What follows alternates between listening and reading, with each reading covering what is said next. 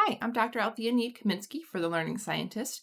And in this office hours video, I want to talk about expertise development and how that's going to affect teaching and learning at different stages of expertise. Now, I've talked before about interest development, and this will be really similar. Interest development and expertise development share a lot of common characteristics and often can happen hand in hand, though not necessarily. It can be, unfortunately, possible to be an expert at something you don't find particularly interesting or enjoyable.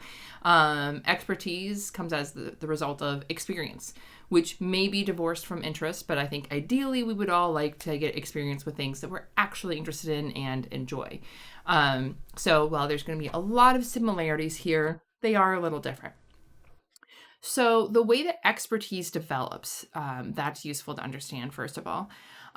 Expertise develops over time through deliberate practice with something. Now, deliberate practice means something very specific.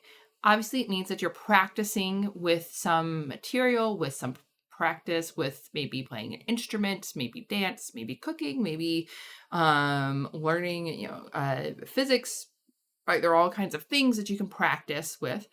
But deliberate practice is notable because it's obviously something that you do deliberately. But it's something that you do where you seek out opportunities for improvement, and just going through the practice itself can become rewarding as you understand mistakes that you've made and how to correct and fix those. And that is going to be one of the kind of the hallmarks of expertise. As somebody becomes more of an expert in an area, the better able they are to engage with deliberate practice for the sake of practice and actually find that to be a worthwhile endeavor, as opposed to novices who have very little expertise in an area, find deliberate practice to be maybe even very boring or challenging, and they don't necessarily get that same sort of like positive experience that experts get once they've gone through a practice session, right?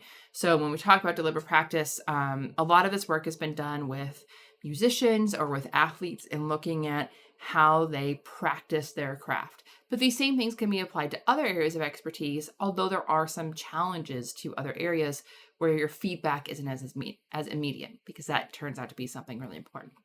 So let's talk about novices, right? So a novice in an area is somebody who is completely new to this area. They have very little background knowledge. They don't really know what they're doing yet, right? And so here they definitely need the support and guidance of an expert, of a coach, of a teacher, of a mentor, of somebody in this area who understands sort of the details, the ins and out of this thing. You might also think of like chess players, right? Playing chess games and getting feedback on, well, was that a good move or was that a bad move? Why was that a good move or a bad move, right? Things like that. So, a lot of times, what coaches or teachers are doing in these situations is setting up opportunities for deliberate practice. So, here they're understanding what the skill set is that the learner needs, and engineering situations where they can practice a specific subset of those skills and get meaningful, high impact feedback about that. As soon as you've done a thing, whether it was right or wrong, right? So we can also think about playing a musical instrument, right? And practicing a piece of music or practicing scales. There you can get some relatively immediate feedback about how well you're doing, right? Did it sound right? Now, again, initially, novices may not be the best at knowing how well they're doing. They could probably tell in like broad strokes, right? If you're learning an instrument, you know when the note was off and it didn't sound totally right. But as you go on, right, the expert knows the sort of like very fine grained nuances. So novices know, okay, was it right or wrong, but just in kind of like broad strokes. The role of the coach or teacher in this case is to set up those experience and to help people engage in that meaningful feedback. This is part of the reason why it can be so difficult to keep up with something when you're a novice in an area, when you're learning something. Because if you're on your own and you don't have that extra support, this process is really frustrating. It's not really exciting to practice your scales when you first learn to play an instrument, right? It's repetitive. It takes a lot of time and practice to get better, and you're not always quite sure what you're doing wrong. And even if you get something right, it's so few and far between that it's difficult to stay motivated. So again, it's really difficult to kind of transition through and put in the practice and time that's necessary. As people do that, though, as they somehow stay encouraged and motivated to keep engaging in this deliberate practice, we see their expertise develop into maybe an intermediate level. I'm kind of putting superficial levels here. Really, it's not necessarily a smooth function, but it's also not easily categorized. Um, People move through expertise in various areas at different rates. And sometimes you can make a big leap in your skill set over a short period of time, and other times it takes longer periods of time. Right. And so it's sort of maybe sort of like an erratic stepwise function in terms of how quickly you're going to progress through things. You might plateau for a while, suddenly you have some breakthrough and things are rapidly improving, and then you hit another plateau, right? And then another breakthrough, things rapidly improve, and another plateau, right? So it's not an easy transition by any means. But we'll say there's probably something between being a total novice and being a complete expert in something. So we'll talk about this intermediate kind of area where someone is now able to engage in deliberate practice probably a little bit more willingly, a little bit more purposefully. They are starting to get some of those positive experiences where they feel like, oh, that felt really good, right? It was a hard practice session, but I know it was worth it. I actually got some enjoyment out of making these like tiny small corrections as I was going through, and I could feel myself getting better. They still clearly need the help of a coach or teacher, right, to help them figure out what skills need practicing, give them tips on how to practice that, and sort of engineer these situations for practicing. Um, but there is some more internal motivation and drive, in part because as their expertise is developing, they are able to give themselves some more accurate feedback on things, right? They know why that note was off or why that pitch didn't feel right, and can make the self correction, right? To make that better next time and to try that, right? And so this becomes a much more gratifying process because they're like, I know what I did wrong, and you can fix it and then see the result and see the improvement, right? And so that makes it easier to engage in this deliberate practice and to put in the time and work. So in this sort of intermediate area is when people are most likely to have these big breakthroughs that I was talking about earlier, because they're just on the verge of getting that expertise, of like just understanding, right? Things are falling into place and they're able to take it to the next level. And again, when you talk with people who have been in an area for a long time, mostly a lot of this work has been done again with musicians, right? So people who are able to practice a very specific skill set over years and years and years throughout their lifespan. Um, they will talk about having periods of time in which they felt that they were kind of stagnant, that they weren't really progressing. They were able to maintain their level of performance, but it wasn't super great, right? It wasn't taking it to the next level. And they'll talk about taking it to the next level. So people in this intermediate area experience more of these kind of like jumps in expertise, although it does depend, right? It's not like you get one jump and you're done. There are multiple times in which people will talk about having these sort of breakthroughs and moving forward.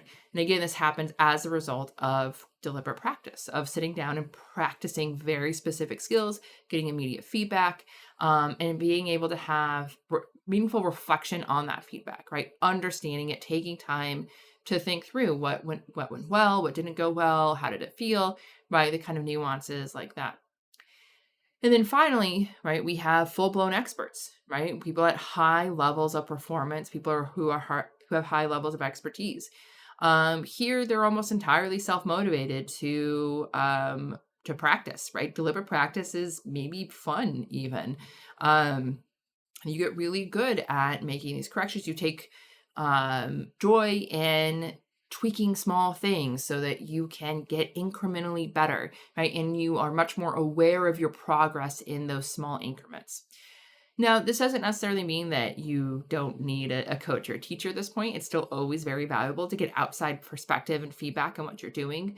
But it's sort of less necessary to sustain the deliberate practice, right? You don't need somebody else telling you to practice. That's just going to be something that you do now, because you are motivated to do so and you see the results when you do it, right? So you don't need a coach telling you that you've got to get up and go run, go practice your skills, right? Whatever your specific skill set is, it's a thing that you do because you enjoy doing it and you know that it's going to make you better. But again, it is still really useful to have other experts help you figure things out when you're stuck, to give you alternatives to try, right? And to help you work through problems. Um, so those are the different kind of levels of expertise and how you might move through expertise. Now, something to be aware of is how specific expertise is. So you can become an expert in one area and get it and have like a tremendous, we'll say, set of skills that are applicable in that area. It can then be really difficult to transfer those skills to a new area that you're learning. And it can be somewhat frustrating because you've experienced expertise in one area. You know how to make things work, how to put in the time and get the results that you need in this specific area. And then maybe you're learning something that's new to you or adjacent to your area. And then you're not a total novice, but you go back to being somewhat of an intermediate novice expert, right? And so you need more help and guidance than you're maybe used to. So it's important to remember that we can have blinders on when we become experts, which can make it more difficult for us to learn new things just because we're not used to having to learn like a not total beginner, but somewhat beginner again. It's also interesting to note that there are some barriers to acquiring expertise in different areas. So, for example, it is incredibly difficult to acquire medical expertise. If you think about diagnosing patients and getting feedback on whether or not your diagnosis was correct, it's not meeting the requirements for deliberate practice. The feedback is rarely ever immediate. There's always going to be some sort of delay between finding out, like, oh, that diagnosis I gave, was that correct or was that incorrect? And depending on where you are and what field you're in, you may not have that many opportunities to get that feedback, right? If you're working with some rare disease, it's rare, right? You sort of, by its very nature, you're not going to be able to put in the thousands and thousands and thousands of hours of practice with that feedback in order to gain that expertise. So this is why in medical education, there's a lot of interest in simulations and looking at case studies and doing other things so that medical students and practitioners can get more feedback in, right? To get more of that deliberate feedback. And this is also a barrier, I'm sure, in other areas, right? Where you don't necessarily get immediate feedback on how well you did, and you don't really know right away what to correct or what not to correct. Or maybe the problem is you can't put in lots and lots of repetitions, right? So if you are maybe a baseball player practicing hitting different pitches, you can go in and do that for hours and hours and hours at a time across different days, right? You can put in a lot of really deliberate practice with this one very specific skill. And you can't quite do that for like surgeries, right? Surgeons can put in lots and lots of hours, but it's a little bit different, right? The surgical skills are going to be a little bit more complex than in terms of like the number of steps that they're going to have to take versus hitting a ball, right? And the sort of, especially if we're talking about real world scenarios, right? I don't know if I want a scenario where a surgeon is just doing like, hundreds of different surgeries in one day. So that does not seem like a good idea versus a batter hitting hundreds of different pitches in a day. Yeah, that seems doable. Probably a little exhausting, but not as concerning, right? So they're just different scenarios. So while, yes, obviously we have medical experts, the way in which they acquire that expertise is a little bit more challenging because of certain limitations of the knowledge and the skill set that we're trying to gather. So again, this is just, I think, good to know, again, if you are teaching people at different levels of expertise, to be aware of the kind of background knowledge and skills that they're going to bring to a situation, to be aware of how much help they're going to need when you ask them to engage in deliberate practice. And as a learner, it's good to know that this is part of the process, right? That initially when you start something, it's gonna be kind of boring at first to put in that deliberate practice. And a little bit, painful because you don't want to do it. But there is sort of like a point at which you start seeing the returns on it and become somewhat more enjoyable, and something that you may even look forward to. So again, it's a process.